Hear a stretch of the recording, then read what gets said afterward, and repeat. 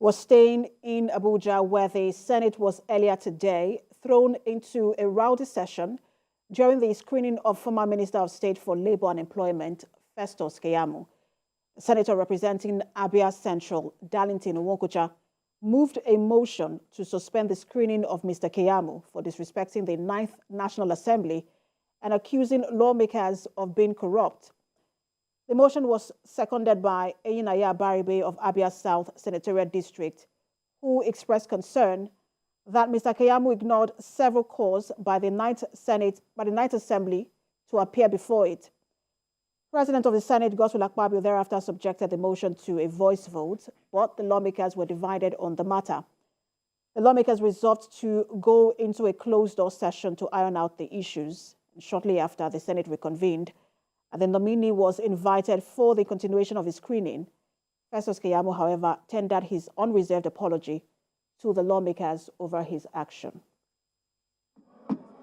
Therefore, Mr. President of the Senate, I'm of the opinion that we hold this down a little bit, and I move a motion that we suspend forthwith this nomination and wait until when this is clear, so that he can freely work in our environment and tell Nigerians, I have perfectly done well because this record has been put straight. That is my submission, Mr. Senate President. I rest my case. That I do support that this nominee should be stepped down pending when he decides that the National Assembly has that right to inquire into the workings of a minister and his ministry. I so second.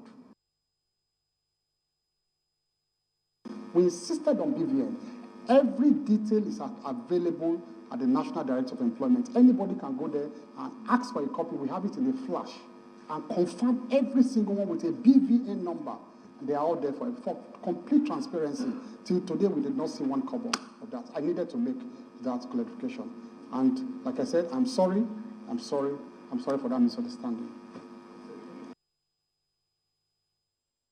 All right, let's discuss this further. Let's bring in lawyer Evans Ofeli, who joins us virtually from Pretoria, South Africa. Good to have you join us.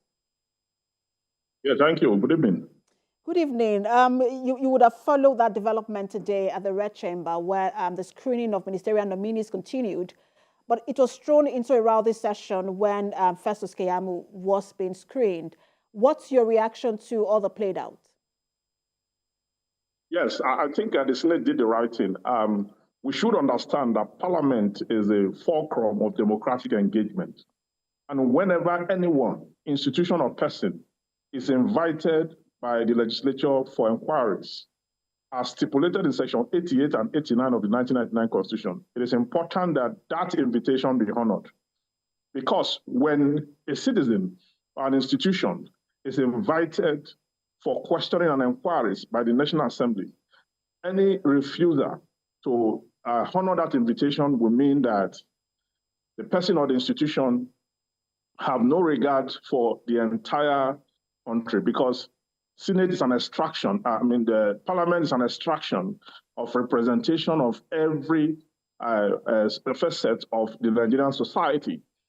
So it is an organization that we should hold to high esteem. And I am happy that the 9th Assembly quickly remembered that Keyamo disrespected the 9th Assembly. Okay? The 10th Assembly remembered that he disrespected the 9th Assembly. The 10th Assembly remembered that he disrespected the 9th Assembly. And as such, and since government is a continuum, and because the National Assembly is an institution, it has that right and powers under the Constitution to oversight.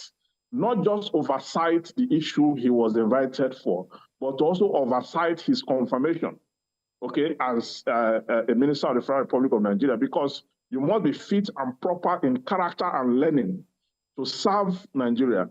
So if in the past you have acted in such a way that is dishonorable to the members of the House and the institution of the legislature, it is appropriate that that session is shut down. It's shut down until he does the right thing. And I think he has come out to apologize, and this should stand as a warning.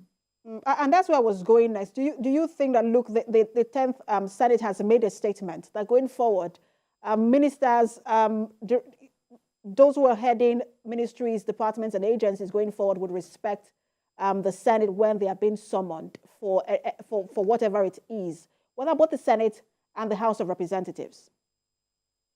Very well. They have made a statement, and this should be held further this way. We want to see a situation where henceforth anyone that's invited, including the president. Remember, the former president, Muhammadu Buhari, was invited and he refused to honor that invitation. He actually set that record that Keyamo followed. Okay, he refused. And the members of this assembly, some of them went at the back door to beg the president, desecrating the legislative chamber. Okay, so I am happy and glad that today they held him to hostage. I mean, Festus Keyamo held him to hostage. And at some point, they were saying they don't know why he was at the National Assembly. If you had disrespected them before, refused to honor them before, you cannot come to the same house. He that comes to equity must come with clean hands. You cannot come to the same house asking them to affirm you and just go like that. That is the disrespectful. So it is important that Senate will hold this conduct proper and make sure that we enhance democracy by discipline. Politicians are not disciplined. If not for the Senate, if not for the court, this politician would have long destroyed this country. And we want to see a situation where whoever, all persons and authority, that's what the Constitution says. And Mr. Ofeli, apologies to Barton, but I just want to quickly, because you're a lawyer and I want to ask you this. Let's talk about the balance of power. There are three arms of government. Most times we see the executive as the supreme arm of government, whereas, they're all supposed to be equal. How should other arms of government going forward ensure that, look, they push forward that ideal of the balance of power?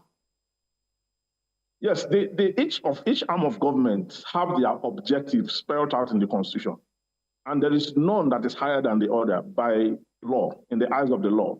So it is for that arm of government to express, using the law, to make a statement of what the law, the court, the Constitution has empowered them to do in a democratic setting.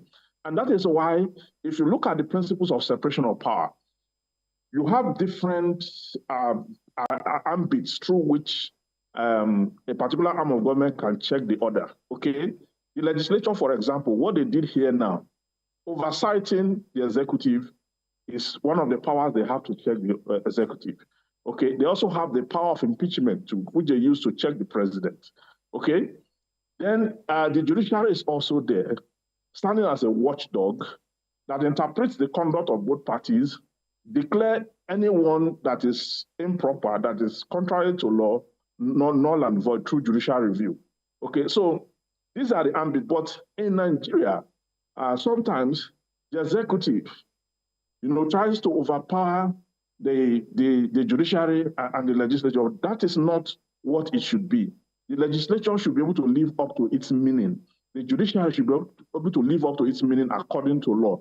And the executive must know that because they enforce law does not mean, because they execute law does not mean they are far and above every other arm of government.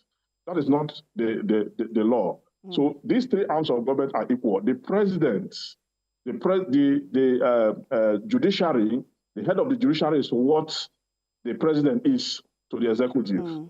Okay, and the legislature, the Senate president have the same powers and gamut under the law as predicated in the Constitution. So none is bigger than the other, and we should have that right. Well, it remains to be seen how they wield the power that they have going forward, especially in this administration. Thank you so much for talking to us, as always, Lawyer Evans Ofeli.